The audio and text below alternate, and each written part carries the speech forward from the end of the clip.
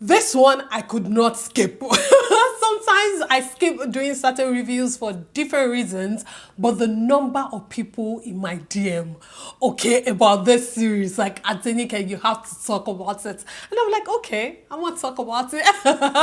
Hence why I am back with another review. This time it's all about Blood Sisters, Netflix original, straight from Nollywood, straight from Ebony Life Films. Lega. Blood Sisters tells the story of two ladies, Kemi and Sarah, who had been friends all their lives. It was the night before Sarah's wedding. Naturally, Kemi was her chief bridesmaid. And then certain things started happening that made Kemi start asking certain questions, and we realized that actually, this relationship is not exactly what it seems, and there was a major incident that happened that led to a whole lot of things coming to light and happening as well. The series is just 4 episodes. It's a mini series and it's a thriller / drama because it has a lot of suspense in it, a lot of action as well. This series consists of an ensemble cast. You have Nancy Isime, Dima-Okojie, Deyemi Okonlawon, Daniel Etim-Effiong, Ibrahim Suleiman. You have Kate Henshaw, Uche Jombo, Kepi Ekpeyoung Basi, Patrick Doyle, Wale Ojo. You have Tokpe Dela, Hashegun Arize. I'm trying to remember everybody. You have Gabriel Afolayan, Kenny Bankole. You have Maurice Sam. You have loaded. And then you have a brand new actress that you're probably going to see for the first time. Her name is Genova. All right. Okay. First off, I would like to say that in my opinion, this is arguably Ebony Life Films' best production yet to date. Number one, the cast. The casting was just absolutely brilliant. Each character stood out in a unique way and executed their characters very well. Dima and Nancy Isime, they had such great synergy, such great chemistry. If I didn't know better, I would have thought they were sisters.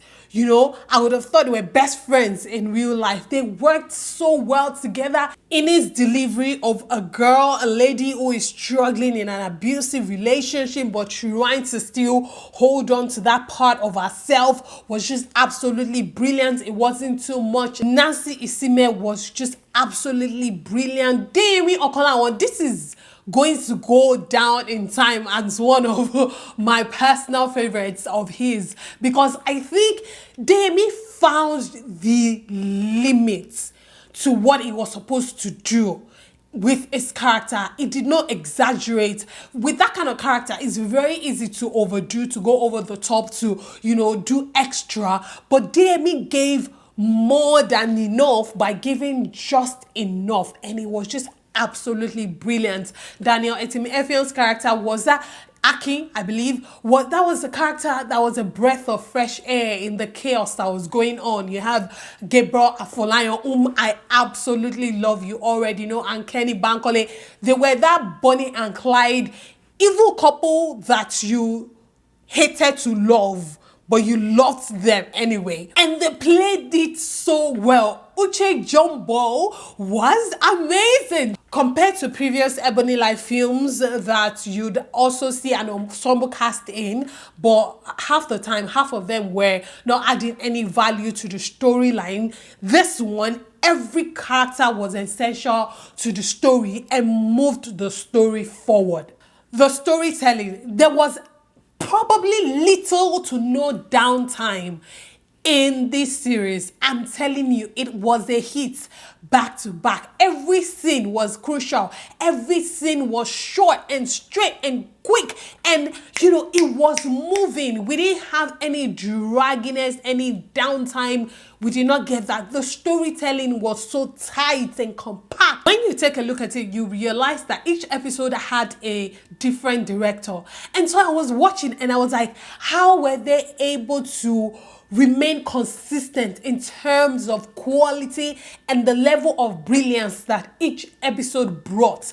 That's just phenomenal. Now, in as much as we're dealing with a thriller and it's very drama filled and action and suspense filled, we still had hints of humor here and there, and it was funny.